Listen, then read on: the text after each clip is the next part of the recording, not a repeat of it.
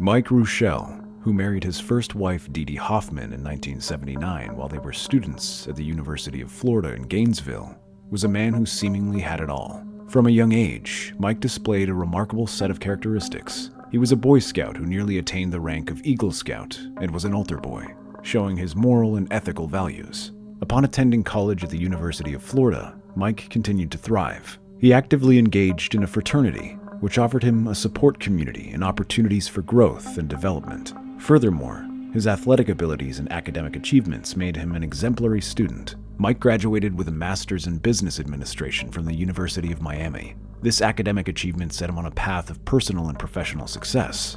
Dee Dee, Mark's wife, once remarked that Mike was a genuinely supportive husband who never physically abused her. However, Mike's relationship with Dee Dee had reached a breaking point beneath the facade of success. They had 2 daughters, Caroline and Kate, whom Mike loved dearly. Despite his professional achievements, Mike was often away from his family, spending long hours traveling for work. As a result, his daughters grew accustomed to his absence during their formative years. After 25 years of marriage, Dee Dee approached Mike and requested a divorce. Dee Dee moved out of the shared residence. This arrangement was intentional, as Dee Dee wanted to give Caroline and Kate a place to return to when they returned from college. Mike found himself a single man for the first time in a long while at 49. Feeling the need to find love again, Mike decided to embark on internet dating in the mid-2000s. At this time, internet dating was gaining widespread popularity. Mike created an account on Match.com, and it wasn't long before he connected with a 38-year-old Hispanic nurse named Susan.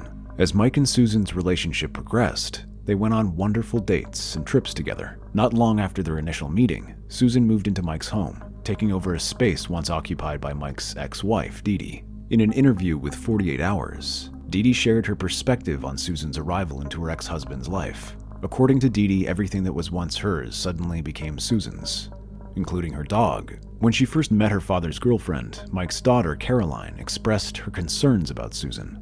Caroline was taken aback about how much Susan drank during their first meeting. Despite consuming several martinis, Susan miraculously remained upright, able to walk, and even engage in conversation. According to Caroline, this behavior was unlike anything she had ever witnessed, and it set off alarm bells in her mind. Despite Caroline's reservations, Mike and Susan eventually tied the knot in 2007. This union marked a turning point in their relationship, as Susan stopped working and Mike ceased traveling for work. Instead, Mike purchased a local business, Ocala Dental, which would become the center of their lives. Mike Reuschel and his wife Susan appeared to be an ideal couple to the outside world. They owned a home in a wealthy Alachua County neighborhood of Hale Plantation in Florida, and they often joked about their perfect life together. However, behind their facade, Mike and Susan faced significant struggles in their marriage. During the summer of 2007, Mike drafted a prenuptial agreement with Susan. This sudden development raised eyebrows among their friends and family, as they'd always been portrayed as a strong and united couple.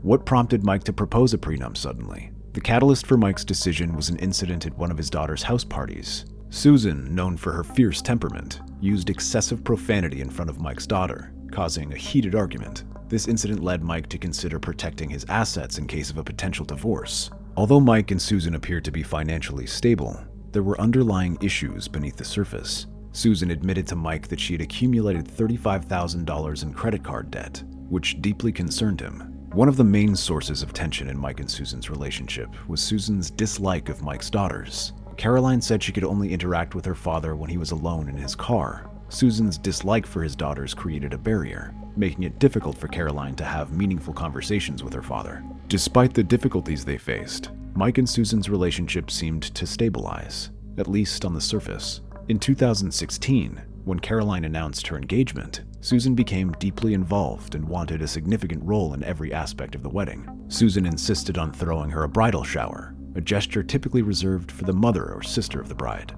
As Susan planned the shower, she made a conscious decision to exclude Caroline's mother's friends from the guest list. However, she ensured her friends and family were in attendance. Despite the initial strangeness of Susan's deep involvement in planning the shower, Caroline admitted that the day was enjoyable. Susan put in considerable effort to make the occasion fun and memorable for all participants. When Caroline was looking for her wedding gown, Susan accompanied her to the bridal boutique. Together, they browsed through the various dresses until Caroline found one that captured her imagination. Susan even handed over her credit card to pay for the $11,000 gown. In November 2017, Caroline married at the Oeka Castle in Long Island, surrounded by 160 guests. The event mirrored the grandeur and luxury of a wedding fit for royalty. Before Mike walked his daughter Caroline down the aisle, she noticed an unusual mark on his face. When Caroline inquired about the mark, Mike brushed her concerns aside, not wanting to upset her on this special day. However, 3 weeks after Caroline married, Mike confided in her that the mark,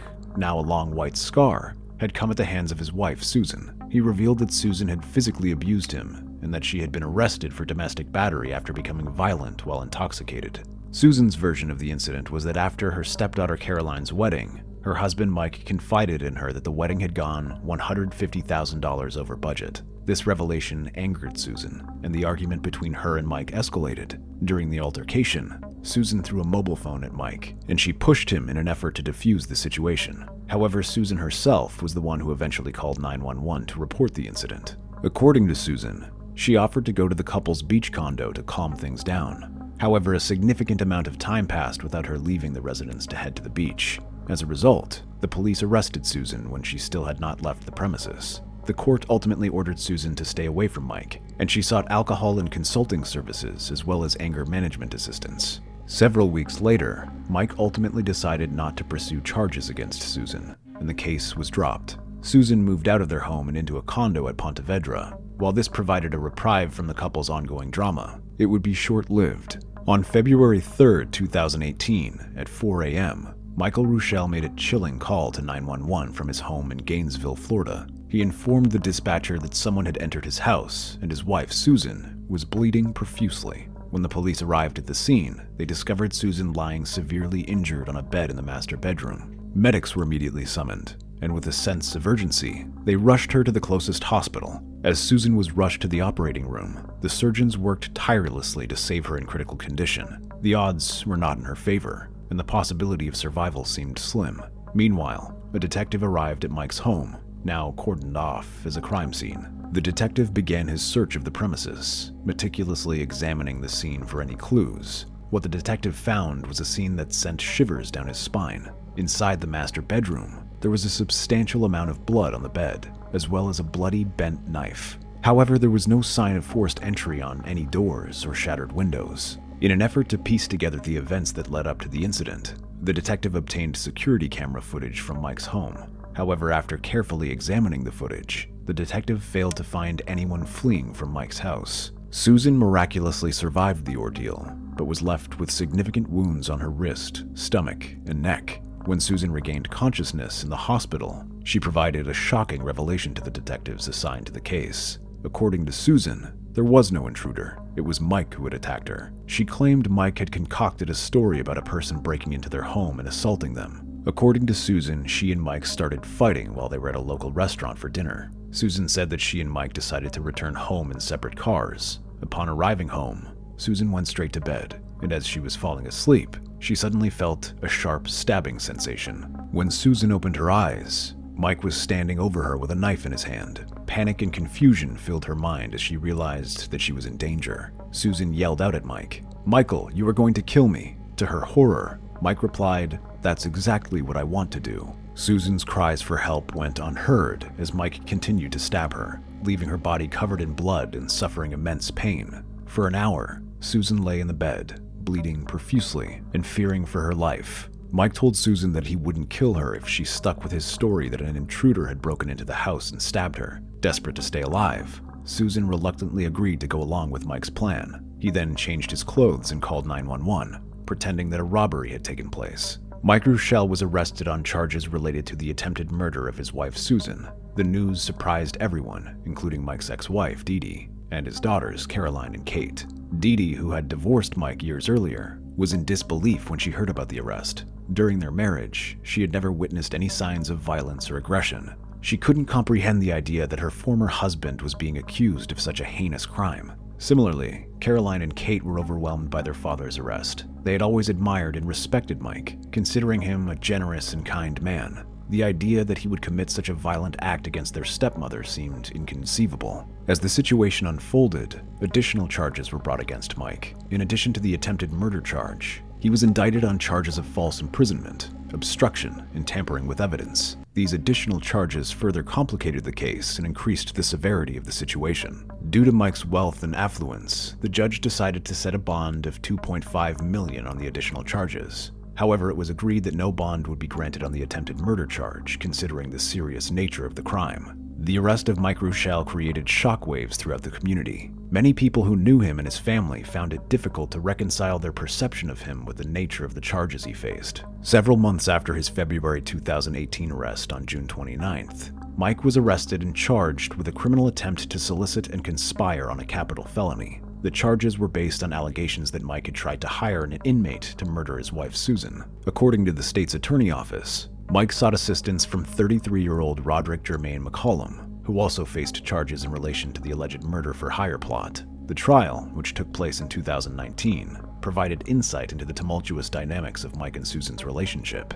Throughout the trial, Mike presented a narrative that depicted a strained and turbulent marriage. Mike's testimony revealed that he and his wife had limited visitors to their home. According to Mike, this restriction was primarily due to Susan's reluctance to have his friends from his former university's advisory board over. Another aspect that created friction between Mike and Susan was his philanthropic endeavors. Mike testified that he enjoyed making charitable donations, which occasionally caused contention with his wife. According to Mike, Susan would often threaten to divorce him if he attended committee meetings or country club meetings, or if he made donations without her permission. While Mike claimed to have faced conflict over charitable contributions, Susan's spending habits seemingly went unchecked. Mike testified that Susan often spent money on clothing and jewelry without consulting him. This disparity in financial properties added to the strain of their marriage, as Mike felt frustrated and overwhelmed by the constant financial strain. Mike also testified that there were times when Susan resorted to violence as a means of resolving conflicts. In a July 2016 incident, Mike claimed that Susan threw a wine bottle at him from the top of the staircase, hitting him in the shoulders. That was not an isolated incident. Mike testified that there were other occasions where Susan threw vases and heavy mugs at him. Despite numerous violent incidents, Mike told the court that he never reported any of them to police, nor did he seek help. However, Mike took pictures of his injuries and shared them with his daughter, Caroline. Mike maintained throughout the trial that despite enduring abuse, he loved his wife and wanted to remain married to her. Yet Mike stated he was walking on eggshells around her, constantly fearing retaliation. Mike invited Susan for dinner on February 3, 2018, with the hope that they could work on their relationship. He decided to take her to their favorite steakhouse, hoping that a change of scenery and a romantic dinner would foster reconciliation. During the dinner, Mike received a text message from his daughter Caroline, which angered Susan. The dinner became awkward and tense. Susan's anger escalated, and she left the restaurant in an Uber at the end of the meal. Mike followed her in his car. During the ride home, Susan sent Mike a text message that read, "Good luck with that bitch," referring to his daughter Caroline. Susan believed that Caroline would ruin any future relationship Mike had. While Susan and Mike arrived home that night, they did not communicate verbally. Instead, they continued to communicate through text message. Susan informed Mike that she was filing for a divorce and leaving the next morning. At approximately 10:13 p.m., Susan sent Mike one final text. It addressed his serious boundary issues with his daughter. According to Susan, she was alone in the guest room when Mike suddenly entered and jumped on top of her. Susan felt pressure in her upper abdomen and saw a knife in her husband's hand. She asked him whether he stabbed her, to which he admitted he had done so. Susan alleged that Mike told her that they were not getting a divorce and described a tense, violent struggle, during which her left thumb was sliced. She claimed that Mike stabbed her multiple times and slashed at her wrists. During the altercation, Susan sustained severe injuries. She testified that her blood loss was substantial, causing her to vomit and lose control of her muscles and bodily functions. Mike allegedly told Susan that he was going to lay with her until she died. Susan claimed that she was trying to stay conscious when Mike came up with the idea that an intruder had come in and attacked her. However, Mike's version of events differed greatly. Mike testified that he walked into the bedroom and found Susan on the bed holding a knife. A struggle ensued over the knife, and as they fell onto the bed, the knife fatally wounded Susan's stomach. However, Mike failed to explain how Susan was also stabbed in the neck and thumb. During the testimony, Mike claimed that he intended to call 911 for help after accidentally injuring Susan during a struggle. However, Susan allegedly told him not to do so, as she feared being arrested again for domestic violence. According to Mike, the two of them lay together as she bled for several hours. While they lay there, they had what Mike described as one of the best conversations of their lives. During the conversation, Susan and Mike discussed their future travel plans. They talked about their dream of visiting Germany, Tuscany, Florence, and Greece, and going on a river cruise. According to the prosecution, if Mike was telling the truth, he and Susan were having this conversation on a bed covered in blood, vomit, and human waste and excrement. Mike testified at 3 a.m. that he and Susan's dog Susie walked into their bloody bedroom, prompting him to get out of bed to take care of her. However, during this encounter, Susan grabbed the knife and slit her wrists, purportedly stating that she feared going to jail. He claimed to have told Susan that he was not going to get her arrested, but instead decided to lie to the police and stated that he would protect her. As a part of this plan, Mike turned off the security cameras to stage a break-in at around 5:25 a.m. However, he later called 911 and turned the cameras back on. The prosecution argued that Mike's actions indicated an intent to harm Susan. They contended that his willingness to lie about the events and his manipulation of the surveillance cameras suggested that he was attempting to cover up his involvement in the crime. On the other hand, the defense argued that Mike's actions were motivated by his desire to protect his wife. They contended that Susan's attempted suicide was a result of her mental health issues and that Mike was trying to save her from herself when he turned off the camera and lied to the police. A bloodstain pattern analyst testified on Mike's defense, stating that he had reviewed the medical records that supported Mike's story. According to the analyst, if Susan's wrist had been cut around 10 p.m., as she claimed, she would have died due to blood loss. However, if Mike's story were true, it would have made more sense that she had survived the attack, as medical help had arrived shortly afterwards. The prosecution refuted Mike's claims that he wanted to reconcile his marriage with Susan. They presented evidence that Mike had visited 3 dating sites, seemingly indicating a lack of interest in his reconciliation. However, Mike's defense countered by showing that Mike had accessed several web pages dedicated to battered husbands. After a 9-day trial, the jury went into deliberations 4 hours later. They finally returned with a verdict, finding Mike guilty of attempted first-degree murder and additional charges. In December 2019, Mike was sentenced. However, Susan did not attend the hearing. Mike's daughter, Caroline, addressed the court and expressed her pride in being her father's daughter. She mentioned that Mike had been compassionate and selfless over the years, always putting others before himself. Several friends also stepped forward to share their thoughts on Mike, describing him as a kind, gentle person and a stand-up gentleman. Despite the prosecution's request for a 50-year sentence, the judge ultimately sentenced Mike to 30 years. However, given his age at the time of the sentencing, it is likely that Mike will die in prison.